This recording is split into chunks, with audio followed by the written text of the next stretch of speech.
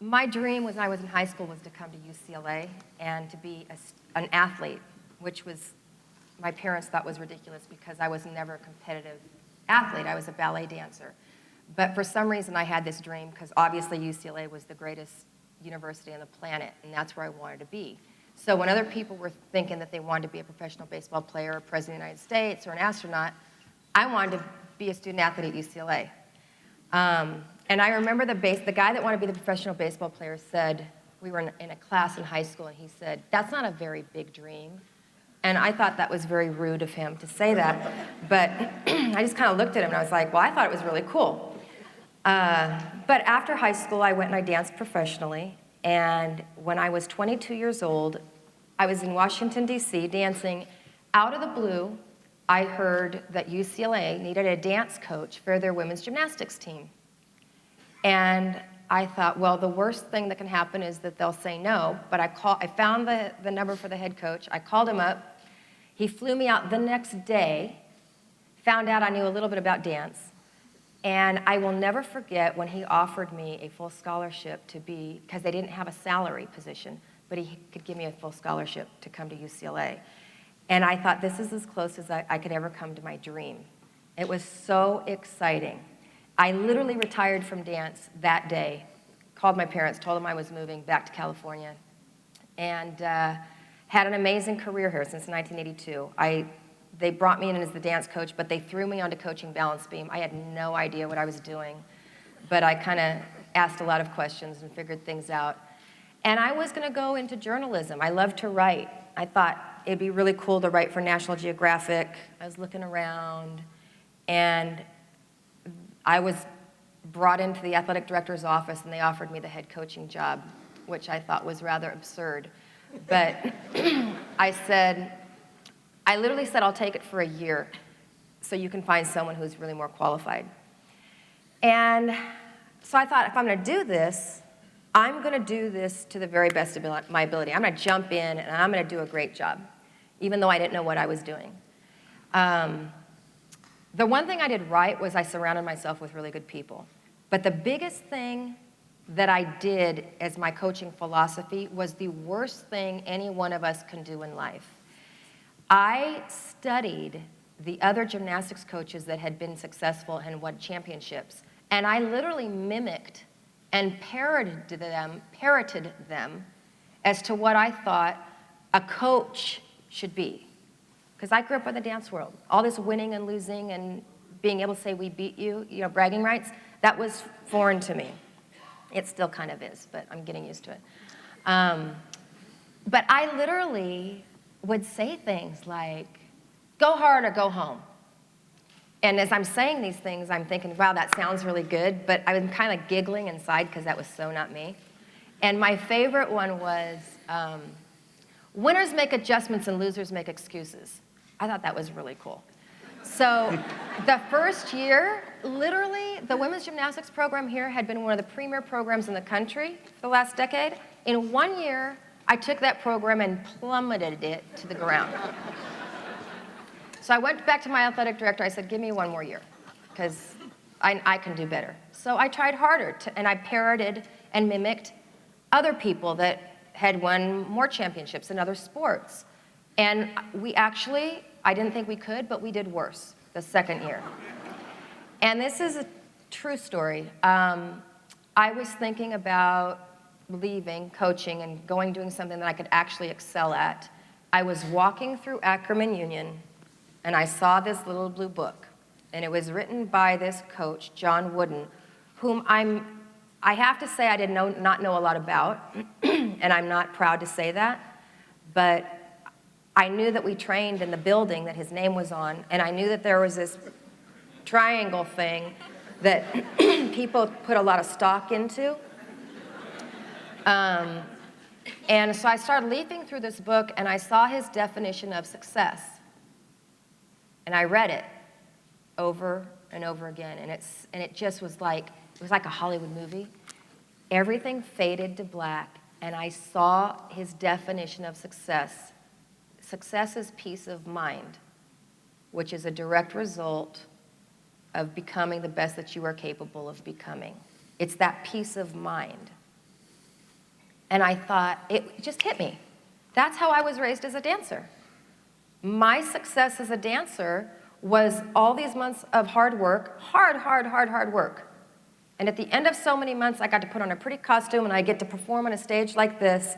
And my reward was the peace of mind that I had knowing I had prepared well. It wasn't winning, it wasn't a trophy. My success, definition of success, was not even the applause of the audience. It was peace of mind in knowing you have become the best you, me, are capable of becoming. And at that moment, I realized I can do this. And I stopped trying to be what everybody else, how everybody else had gained success. And I started really honing in on what my personal philosophies were. And shortly after that, our team started having success. And yes, in athletics, that does mean winning. But actually, to me, I mean, we're at UCLA. We're at the greatest athletic and academic institution in the world. That is a fact. That's not personal bias. I can recruit great athletes to come to UCLA. It's my job to figure out how to get them to be the best they can be. And if I can do that every year, we're going to have a good shot of winning those trophies. But that's when we started becoming successful. And people have asked me so many times, what is the biggest lesson you learned from your relationship with Coach Wooden? And by far, it was that definition of success. And he allowed me, he released me. His philosophy, his words, his friendship, his mentorship released me to be the best I could be. Even to this day, people say, oh, you're the next John Wooden, which I think is blasphemy. But when we were coaching, I had an article done in the LA Times, and the reporter asked us, they said, you're on track to be the next John Wooden. And before I could even respond, Coach Wooden kind of chuckled and his blue eyes sparkled, and he said, why would she want to be the next John Wooden when she can be the best Valorie Kondos Field? And it's like, it's so true. What a gift from that great man. So I hope that answered your question. I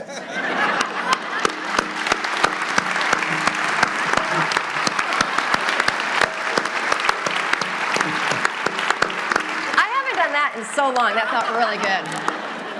I found Coach Wooden to really search for the same abilities and skills that other coaches look for. As Val said, the bottom line is he really wanted you to be the best that you could be. But before I get started, Val, I want to make an announcement you didn't make. Now, you started, that first scholarship came in what year? The first championship? No, when you got the... Oh, 1982. 1982. Do you remember what the tuition and books were that time? $264 per quarter. $264. Okay, Val didn't make this announcement, so I guess I will. All of the parents in this room that took time to come to this session, you will only be charged what Val was charged her first year for your tuition and books for your kids.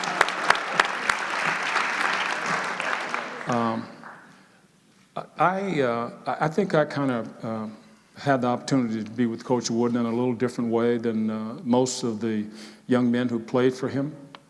I went to a very small high school in Central California, a little Swedish community of Kingsburg, and we, fortunately for the time and for the interest that UCLA showed in me, we played a formation called the single wing. And I played tailback in that formation and was subsequently talked to by the football coaching staff here to play football.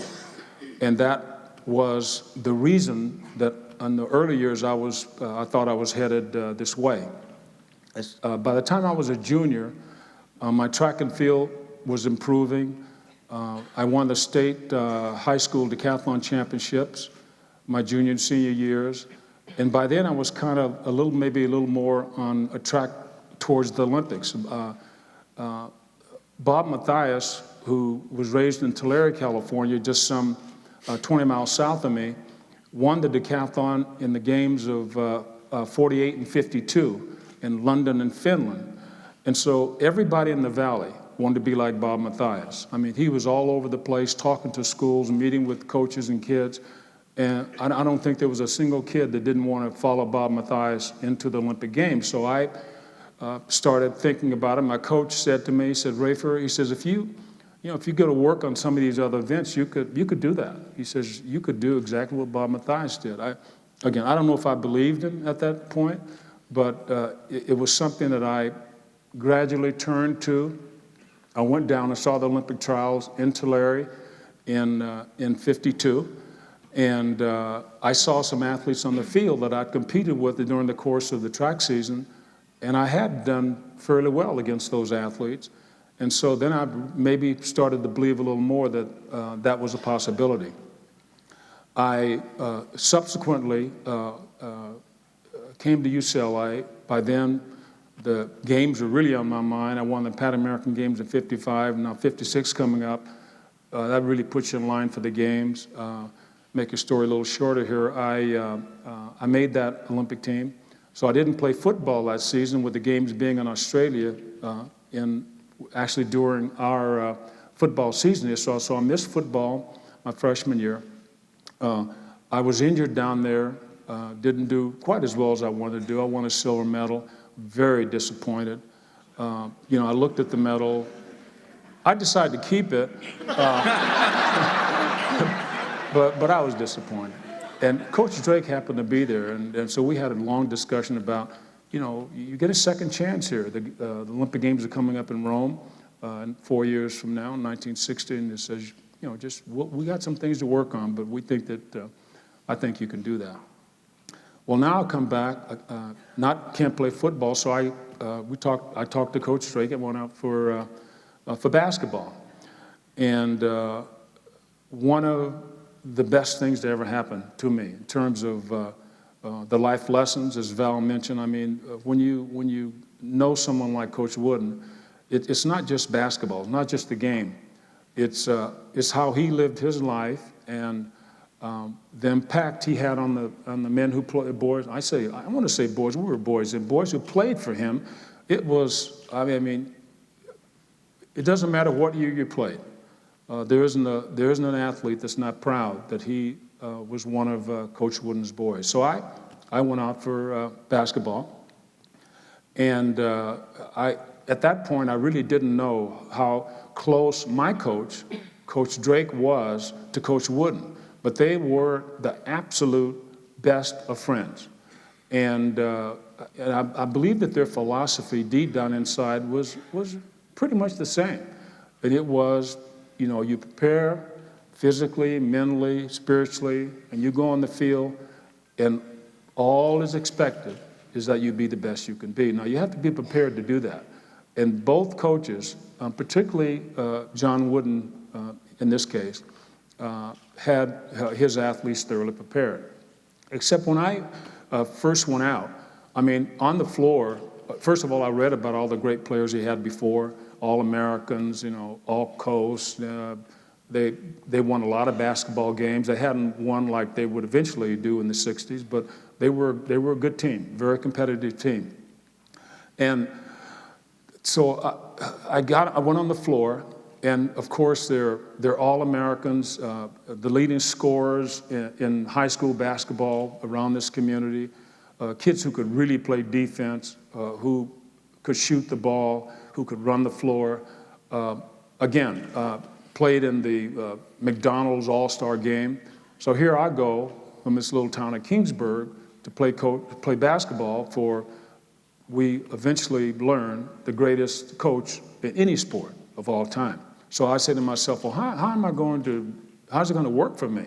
I mean, I love the game of basketball, but it has to be a little more than loving it. And I'm now playing for a coach who basically does the best job that any coach does. But I learned early on that Coach Wooden, and as you saw down through the years, he won championships with tall players, short players, people who were very fast, people who weren't that fast, people who could play unbelievable defense, people who weren't that great at defense, but could do some other things on the floor. Great team approaches. And so I guess I sort of figured there was a place for me here as well. So as we went through the practices, I began to feel better, but because this man, all he wanted from me was to take whatever the level of my skills were, and when I got on the floor, to follow the game plan and to do the individual parts of that game to the best of my ability. Now, it didn't happen today, but, well, it did happen today. Typically, when I'm introduced, I'm not introduced as a basketball player. They talk about, track and field and, maybe a little bit about football. I was student body president here, so we talk a little bit about that, but they don't sort of get into my basketball. And the reason they don't is, I couldn't hit a 8-foot hook shot.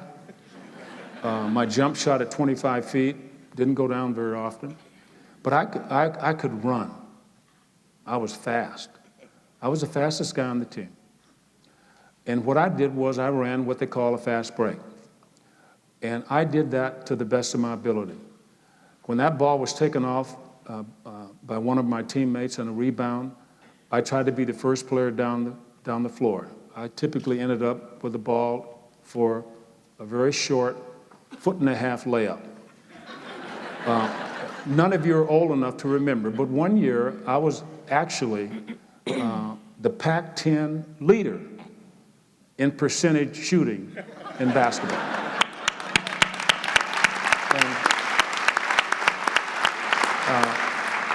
They don't diagram the shots, but about 80% of those shots were layups. But when you played for Coach Wooden, that's what he expected. You do the best job you can do. We've worked on defensive skills. We've talked about what we're going to do on offense. We've talked and taken hundreds of free throw shots. Just play your game. The easiest way to be pulled out of a Coach Wooden game would be if you're in the rotation and you're working on a play, and it so happens during the course of that play, you become open, the basket's right there. If you don't shoot that ball, he will pull you out of the game. Because your teammates, through that process of playmaking, you got open, and your responsibility now is to respond to that and take the shot and hopefully make it.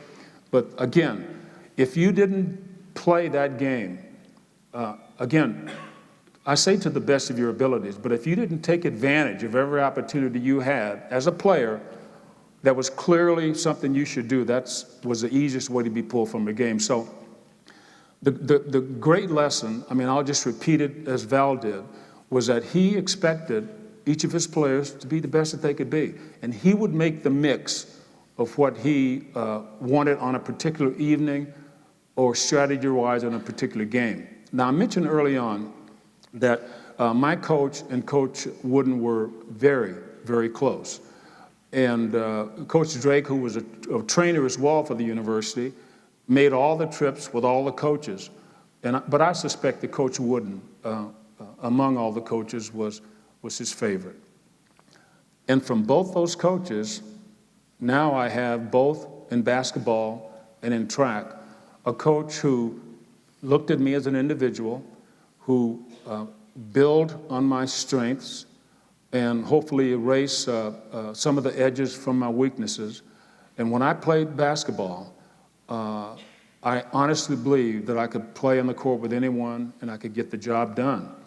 Now, when I talk about playing defense, defense is a huge part of this game. In many ways, you have to get the ball in. I was about to say it's more important than offense, but you got to get a couple of baskets before you can really concentrate on the defensive side of the game. But when I lined up for a free throw, and I would see guys just breathing so hard, they could hardly get their breath, and I wouldn't even be breathing, and my teammates would be just ready to go. I knew we had them because we worked on sliding back and forth up that court so much, and we got so tired that we had a little system too, which I don't think I ever said this in front of Coach Wooden, but I can tell you. We had a guy on the team, Bob Archer, who wore contact lenses. And when we got tired, we'd give Bob a signal, and he would lose his contact lens. So we got regular breaks, but we covered the game plan and were able to perform the way Coach wanted us to. But I think, again, to end this part of my statement, is that every person who played for him, when we were together, you know, I just would be so proud to be one of the players standing behind Coach Wooden, because he affected all of our lives, not just on, again, and we say this that, you know, it almost doesn't seem real, but he affected our lives so positively on the playing court, and that same feeling has gone with his players into their lives after the university and business and family in such a way that I don't go through a day, I'm sure that Val doesn't go through a day where we don't thank the opportunity that we had to be a part of the life of again, the great coach that the world will probably ever know. Thank you.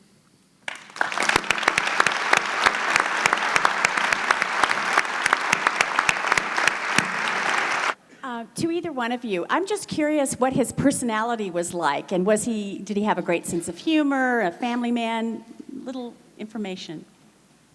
Coach was his three big things: faith, family, friends. And every once in a while he'd switch those to family, faith, friends. His family was everything. Very, very much a family man. The thing that I feel so privileged to have gotten so close to him and to see, Coach Wooden had a razor-sharp wit. And he loved to tease. So if he teased you, you knew that he felt comfortable enough with you to tease you. And I'll tell you a real short story. The last few years, 4 or 5 years, I would take Coach and his daughter Nan to the football games. I mean, that was just one joke after another that he would tell the whole way there. And a few years ago, you know those wee ladies, some of you men, I had one of those laser things done to my face, and I looked like a 95-year-old beaten, I looked like swollen, bruised, beaten, gross. And Nan called me up over the summer to come, like in August, to come over for dinner with her and Daddy, my husband and I was like, I'm not going anywhere for a few weeks. I had this laser thing done. I look so grotesque. I'm not going anywhere. About 3 weeks later, I picked up Coach and Nan for the football game. So we get him in the car and, you know, get him in, get his seatbelt in, get his little blue sweater tucked down. It takes about 5 minutes, right? I haven't seen him in probably a month or two because I'd been out recruiting, and I'm like, hey, Coach, you know, and he's getting ready, and then he literally looks to me, and the first thing he says is, it's about time you did something to your face. And I said, oh, we're going to be feisty today, are we? So he had a very, very, very quick, sharp wit without ever using a word of profanity, ever. I think in terms of family, if you saw, or you look at film now of Coach Wooden in any of his basketball games, when his wife was alive, she sat right behind him. And she was in that seat every single basketball game. And as Val said, his family was absolutely the most important thing in his life. I'll tell you, it was kind of, I made it like a little joke. When I was student body president, Associated Students paid the coaches. And so I wrote the check, I signed the checks for the coaches.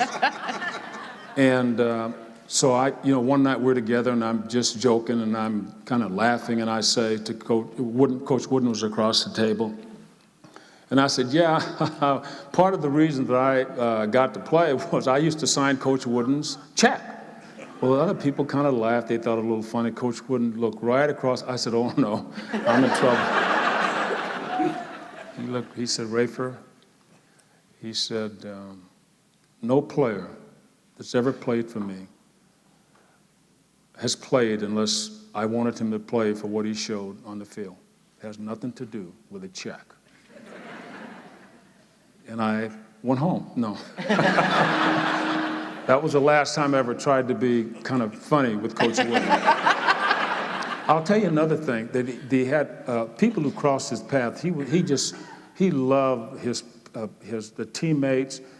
As a player, he loved the people he coached. He had unbelievable friends, and Val is in that group, and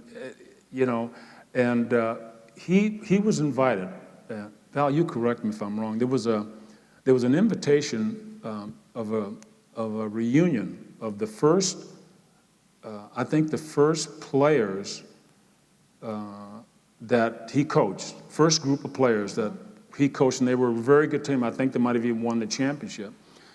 And when Coach Wooden was introduced, he stood up and he knew every single player that had played for him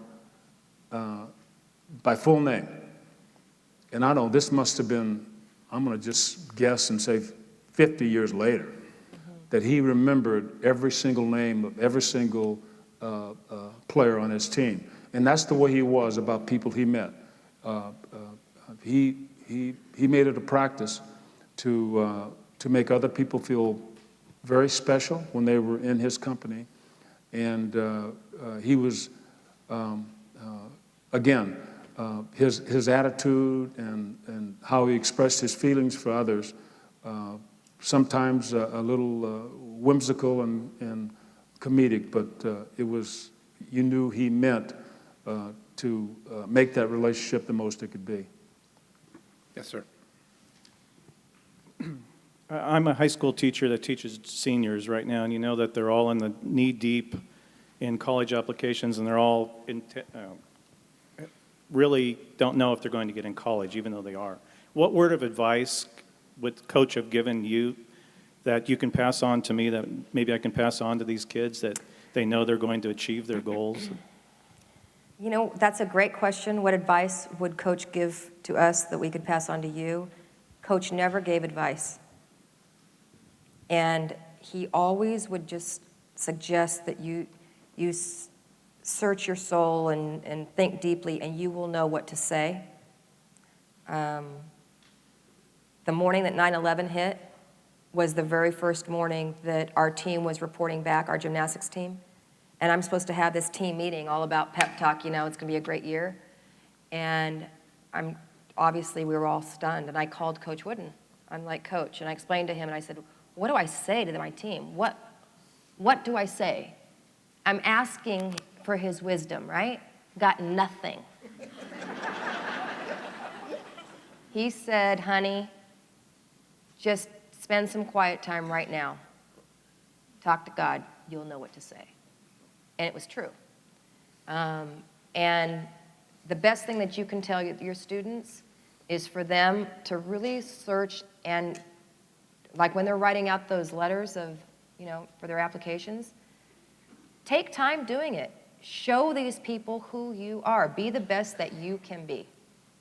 That's as much as advice as he would give. I used to ask him for advice all the time. He'd never give it. I'll just say the same.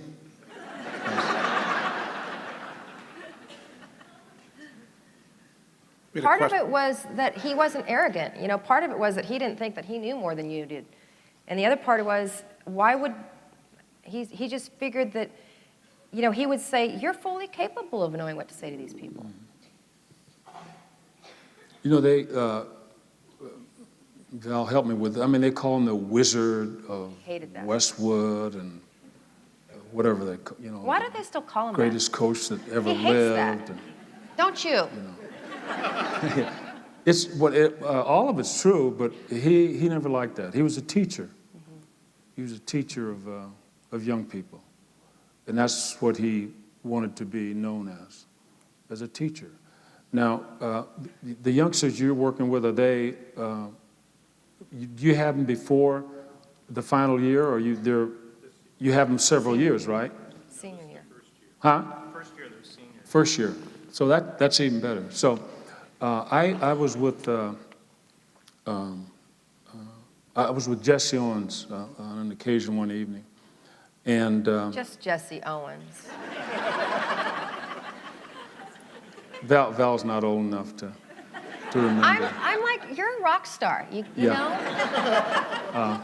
But I was with Jesse Owens one night, and a group of students were asking him questions. And one student raised his hand, 13-year-old, said, Mr. Owens, I'd like to know how I can become like, I want to be like you. And you might remember that Jesse Owens is one of the greatest human beings and greatest athletes this country's ever produced. 36 was his great gold medal year in Germany. And then one afternoon in his career, he set 4 world records. So he was a talented individual from Ohio State. And Jesse Owens' answer to this young man, asked him how old he was, 13. And Jesse Owens said, the way you become like me is that you become, at 13, the best 13-year-old you can be. You listen to people, and you take advice, take good advice. Don't think that you have all the talents and skills to do it by yourself. And you be the best 13-year-old you can be. You repeat it at 14. Be the best 14, 15, 16, 17, 18-year-old. And when you get to a point where you're involved in maybe the kinds of things I do, as Coach Wooden would say and said to Val, you won't just be like me, you'll be better than me. There'll be more opportunities for you to use your talents and skills to affect your family, community, and world than I ever had. So you be the best you can be every single year of your life. Arthur Ashe had a big impact at UCLA. And what impact might have Coach Wooden had on Arthur Ashe? Yes. Is that thank close? you. Yes. Terrific. I have Rafer knows. absolutely no idea, so I'm deferring. No, I don't know either. But I would suspect, as I said before, Coach Drake, when you really analyze the two men, he was so much like Coach Wooden.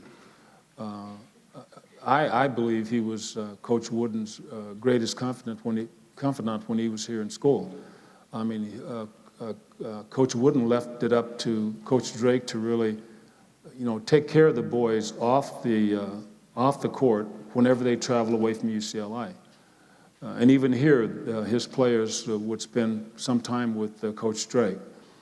And I don't know the influence of Coach Wooden, but I guarantee you that if we could ask Coach Drake that question this morning, he could tell us, because, again, I think through Coach Drake, many of the things that Coach Drake would say to a youngster would be the identical thought that was held by Coach Wooden.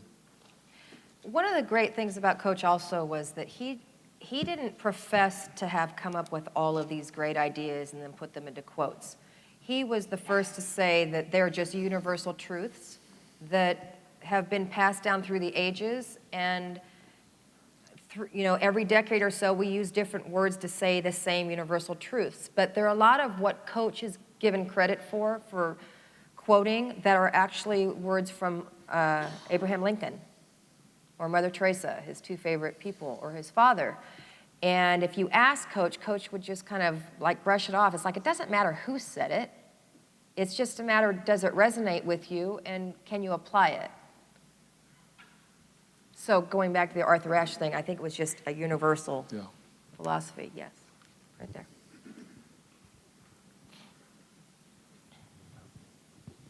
We all know that Coach Wooden was a man of great faith. You have identified that. I'm reminded that St. Francis of Assisi once said, preach the gospel at all times. If necessary, use words. To what extent would you say that was incorporated in Coach Wooden's influence on his players? Coach Wooden, vocabulary on the court, I mean, he looked like, if you saw a picture of him, he looked like he was honestly going berserk on the court, but that's not the case. I mean, he was just very intense in terms of letting you know exactly the point he wanted to make at the time. you've probably heard, I mean, I know Val is, but you've probably heard that I certainly, I mean, you hear where, I've never heard that, you'll say, or you'll hear someone say, I've never heard that person utter a vulgar word. Now, I haven't, but teammates of mine know that if Coach Wooden said to you, goodness gracious, you knew you were in trouble. And what if he said, goodness gracious sakes alive? Pardon? Goodness gracious sakes alive. Run. You probably headed toward the dressing room. But he did it with a look and very few words. Coach and recited- I think the players appreciated But that. Coach recited poetry a lot more than he did scripture Yeah, it was in his very, daily in original, life. Mostly original, Yeah. I think, poetry. Yeah. And I've tried to remember just one poem. I can't remember a poem. I mean, he was just full of feelings that, in the words he used, really could get through and could touch the individual he was trying to touch in the most special way. But he was an English teacher, and so he, not like me, you know, bonehead English, but I mean, he was an English teacher. How so did he you had- make it as a student body president? Pardon? Bonehead English. Well, that's a good question, Val. I didn't think you'd ask it, but you know, the first, I'm going to say that was one of the best classes that I had. I mean, it gave me some solid foundation about how to properly do the things you need to do and say things the way you need to say them. And, you know, I don't have total command of it, but I'm a little more, well, I became a little more assured after that class. I think you speak very well, and you are a rock star, and I'm just so excited that I chose to dress like you dressed today, so that kind of makes me a rock star also. Yeah. Val, you We got the memo. If Coach Wooden was here and he was left up to him, who's the biggest rock star, he wouldn't He'd say I me. was. No, he'd say I was. He'd say you. I think we want That's to a take good one more question. I have a question for you, Val, because I had the privilege of hearing you and Dave Myers at the Alumni Day session at Poly. And I know at that time you had said, well, of course, this was before you passed away, but that you'd been approached about writing a book from your perspective. And I just wondered, because today you mentioned that your dream had been to be a journalist. Now that he's passed away, have you ever given any further thought to penning a book? Because I guess from my perspective, hearing you share your stories now twice, I would really encourage you, because I think there's so many people that would benefit from both a woman's perspective, but I mean just your journey as a national championship winning coach, and your, I won't say bizarre path, but I mean non-traditional path, I think is truly amazing. Thank you. I just always think, what do I have to say that hasn't already been said? I would love to write a book. I don't know what I'd write about. If I was Rafer Johnson, I'd write lots of books. But I will keep thinking about it because people keep asking. But you said, having won at championships and all that. The only university I've ever known is UCLA. And I'm just saying this to all of you because you're either an alum or now you're parents of a soon-to-be alum or a student here at UCLA. I do have the privilege of going around the country and recruiting in all, different homes, different lifestyles, all that. And I do have the privilege of going to different universities. And I do my research.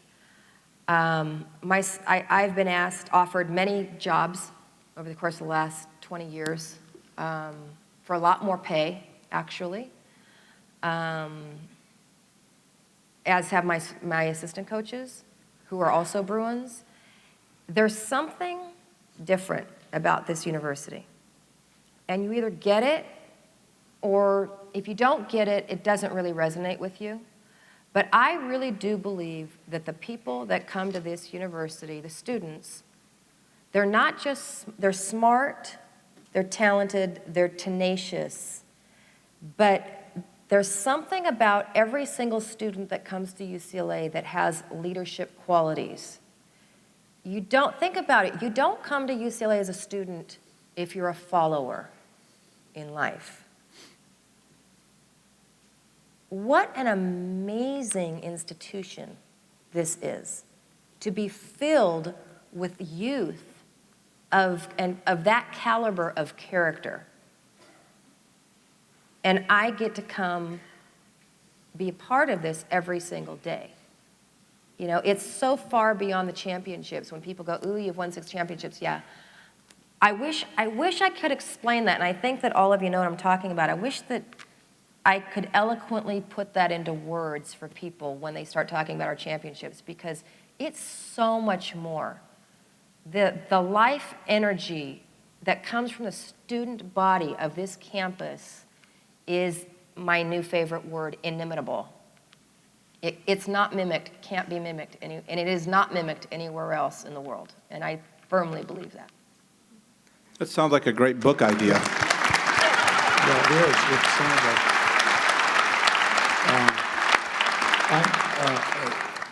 That could be the last statement made on the stage today, but I'd just like to say that I'm particularly pleased when I'm with Val, because you know, people who knew Coach Wooden obviously had a special feeling for him, his players and friends like Val. But I'm particularly impressed with Val because she, I think, among all of his friends outside the family, this includes the players who played for him, I think Val spent as much time, had opportunities to work and speak with Coach Wooden in ways that no one else have had. And I think her knowledge and experience in terms of the work she does has grown exponentially because of that association.